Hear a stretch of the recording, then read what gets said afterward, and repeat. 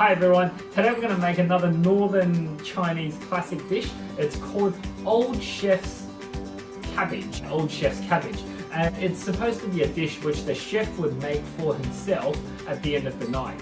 A bit like a chef's salad. Now this dish comes from the freezing Chinese border region, north of course, of East North, and it's an area that borders Russia and Korea, and traditionally it's an area that's famous for heavy industry, heavy drinking, heavy food, and heavy people. What's really important is to understand the cabbage. This is what they call Asian cabbage. It's called Napa cabbage, or in Woolies it's called lombok. Now, this cabbage is used extensively in Chinese and Korean cooking.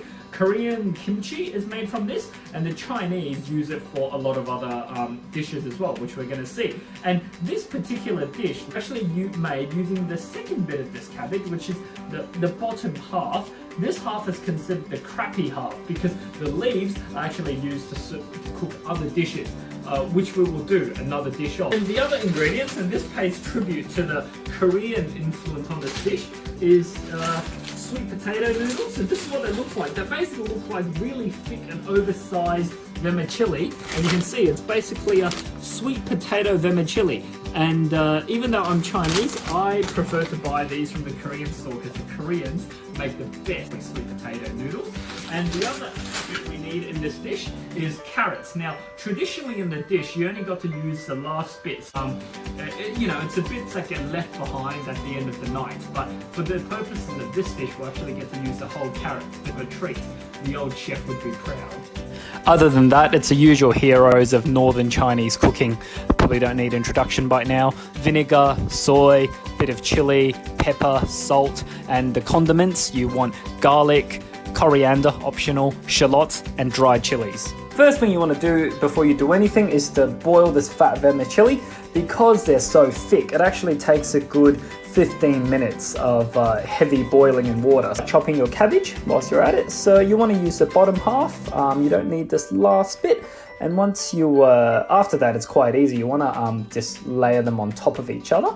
And you want to just layer them nicely and chop them. Now, when you chop them, you want to chop them into finger-sized bits, because if they're too small, they won't survive the casserole braising process. Let's just chop up the rest of that. And when the cabbage is done, you want to get your carrots. Remember, you want to keep everything fairly well sized. So usually I prefer to split them in the middle. And then after that, I'll then chop them into, bite-sized bits. But with carrots, you want to chop it a little bit smaller, but you're not dicing anything. You're chopping them into fairly decent chunks because you're casseroling. And then you can see, just keep an eye on the noodles because they should be boiling away on the side. Then it's the usual, you can't go wrong with garlic in northern Chinese cooking. Get yourself some garlic. You want to just take off the peel. Now, garlic goes well after you smash it. So you'll often see Chinese cooks really smashing them with before chopping them up. Really brings out the juices, and you want to dice them up. You don't need to dice them too small in this dish. Goes to chilies. Couldn't find any red ones in the shop, so we're using just green ones, but it doesn't really matter, I guess. Just use whole chilies for this one, don't use chili powder. And then so you want to just make sure those noodles aren't sticking to the bottom of the pan while you're at it. And then so we'll continue to prepare these ingredients, and I might just chop these bits a little bit thinner. Yeah, remember when you chop things thinner, the good thing is that the flavour is more likely to go in. So those noodles are about good. God, I gave them, actually I dried them up. So I'll go strain these. Now, ready to do the actual frying. So you want to add some oil as usual, generous pour of oils at the bottom. Let's put in some bacon. I've just decided last minute I do want some protein in this, and bacon was the only protein I could find. But you really want to use pork in this. Pork, because it's nice and fatty, so you want a bit of fatty, but the protein is optional. It's just a luxury for me because it's Tuesday and I've had a long day of arguing with people. Fry the condiments and make sure that the condiments are fragrant. You can usually tell because they just taste so good. You can eat the fragrance themselves. Now let's dump in this protein, and you want to give it a good fry. I usually do this bit on medium heat for about 5 minutes. That's when you can really smell the fragrance. So whilst that's happening, I might just fine tune these vegetables a little bit.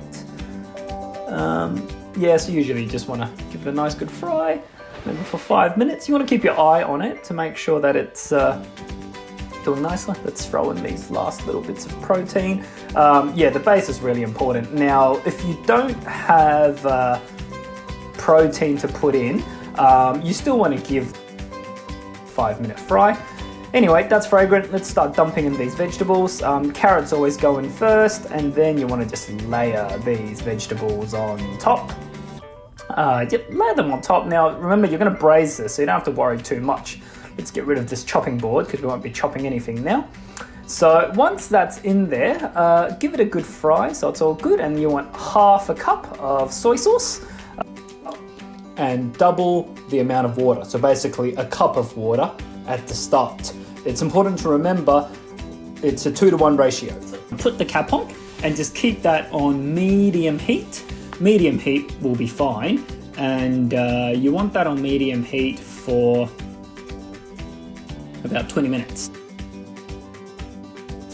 I've realized that I may have forgotten to show the noodles going in there in this clip, but you get the point. The noodles obviously go in at just before the braising process. So give that a nice good hot. Now you want to put in the soy sauce for round 2 of flavoring. Now this is the important part. Vinegar goes in round 2. So there's 2 rounds of flavoring, and the vinegar goes in on round 2. So you want to then close that. Now, you're ready. So what you want to do is you want to prepare, the usual condiments, the usual shallots and coriander. Give it a nice good stir so you can see that the juices have broadly absorbed. And then you want to put the pepper and salt in just before you're about to serve this, and then just give it a nice healthy stir at the end. So you'll know it's ready because the juices by this point have largely absorbed. Now, as a final step, I like to crack an egg into it, and what that does is it gives it a nice smooth and silky taste. Optional really, because the pork fat would have really gone into the dish, but you can see as soon as the egg goes in, the juice absorbs a lot more, and you get that nice egg scattered effect over the dish. So, and then you just want the egg to cook, and then what you want to do is you want to serve it into a nice deep pan bowl. It's a bit like a casserole bowl, I suppose, and that's ready. And so when it's done, you want to serve it in a big plate like this, and there you go.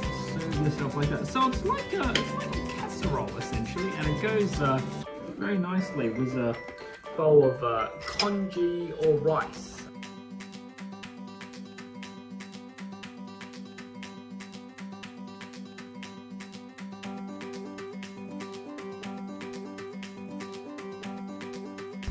That is really good. Let's do a summary of tips to make this dish well.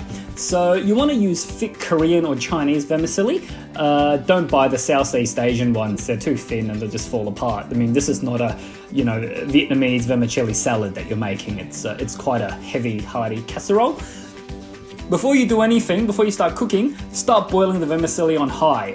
It's going to take 15 minutes before they're anywhere close to being edible, and then you put it in for another good 40 minutes of this cooking.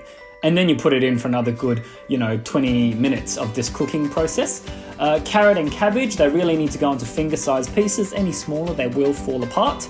And then when you're making the base, you want to fry the garlic, chili, and any protein for 5 minutes before you add the chopped vegetables. That will really bring out the fragrance of the protein for the dish. And then half a cup of soy and a full cup of water before you start braising. and then you want to braise on medium to high for about 20 minutes, and then just before you're ready to eat again, half a cup of soy and vinegar, and then turn it on high until the stock's actually dry. You'll know it's ready when the stock's dry, and keep in mind the egg is optional. Another tip is to drink heavily whilst eating this dish. I find vodka goes down really well straight.